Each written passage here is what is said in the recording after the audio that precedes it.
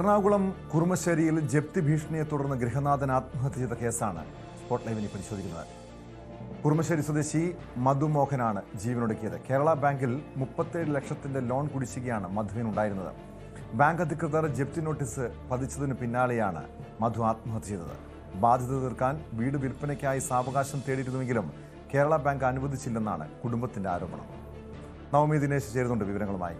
നവമി, ഇപ്പോൾ പ്രത്യേകിച്ച് കേരള ബാങ്ക് പല ഇടങ്ങളിലും ഈ ബാങ്ക് ലോൺ കുടിശ്ശിക വരുത്തിയവർക്ക് നോട്ടീസ് നൽകിയിട്ടുണ്ട്, ജപ്തി നോട്ടീസ് പതിപ്പിച്ചിട്ടുണ്ട് പല വീടുകൾക്ക് മുന്നിലും. പക്ഷെ ഇവിടെ ഈ എറണാകുളം കുറുമശ്ശേരി സ്വദേശി മധുമോഹന് 37 ലക്ഷത്തിൻ്റെ ബാധ്യത ഉണ്ടായിരുന്നു, കുടിശ്ശിക ഉണ്ടായിരുന്നു. സാവകാശം ബാങ്ക് അധികൃതർ നൽകിയില്ല, അതേ തുടർന്ന് ആത്മഹത്യ ചെയ്തു എന്നാണോ കുടുംബത്തിൻ്റെ ആരോപണം?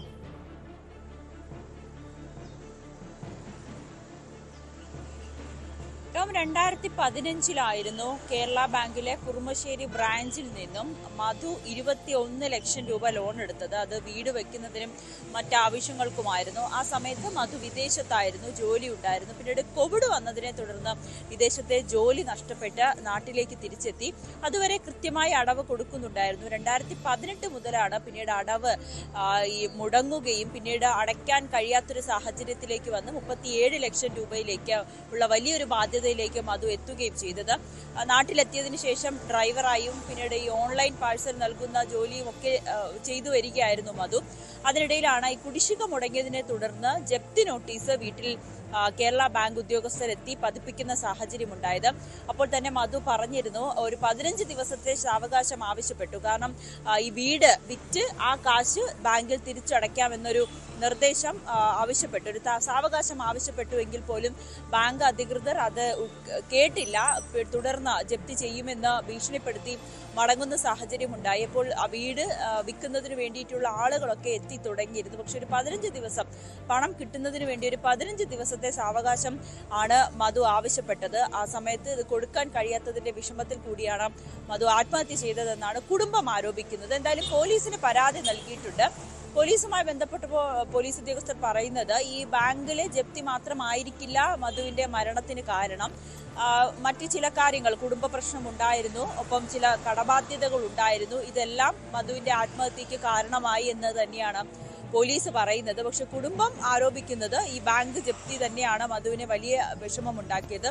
സാധാരണ പോലെ ഇന്നലെ രാവിലെയും ജോലിക്ക് പോയ വ്യക്തിയായിരുന്നു. ഈ ബാങ്ക് ജപ്തിയുമായി ബന്ധപ്പെട്ട് വലിയ വിഷമങ്ങൾ ഉണ്ടായിരുന്നു. പലരോടും കടം ചോദിക്കുന്ന സാഹചര്യമുണ്ടായി. പക്ഷെ ഇതൊന്നും തരപ്പെട്ട് വരാത്തതിനെ തുടർന്നാണ് വൈകിട്ടോടുകൂടിയും മധുവിനെ കാണാത്തതിനെ തുടർന്ന് ഓഫീസിൽ നിന്നും ഫോൺ വിളിക്കുകയും വീട്ടിലേക്ക് വിളിക്കുമ്പോൾ ആണ് മധുവിനെ ഫോൺ വീട്ടിലുണ്ടായിരുന്നു. പക്ഷെ മധു വീട്ടിലുണ്ടായിരുന്നില്ല എന്നാണ് കുടുംബം കരുതിയിരുന്നത്.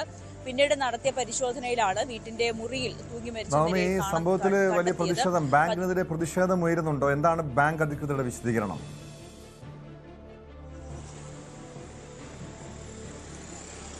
ബാങ്ക് അധികൃതർ ഇതുവരേക്കും അതിലൊരു വിശദീകരണം നൽകാൻ തയ്യാറായിട്ടില്ല. ഇന്നിപ്പോൾ അവധി ദിവസം കൂടി ആയതിനാൽ, പണിമുടക്കായതിനാൽ ബാങ്ക് തുറന്ന് പ്രവർത്തിക്കുന്നില്ല.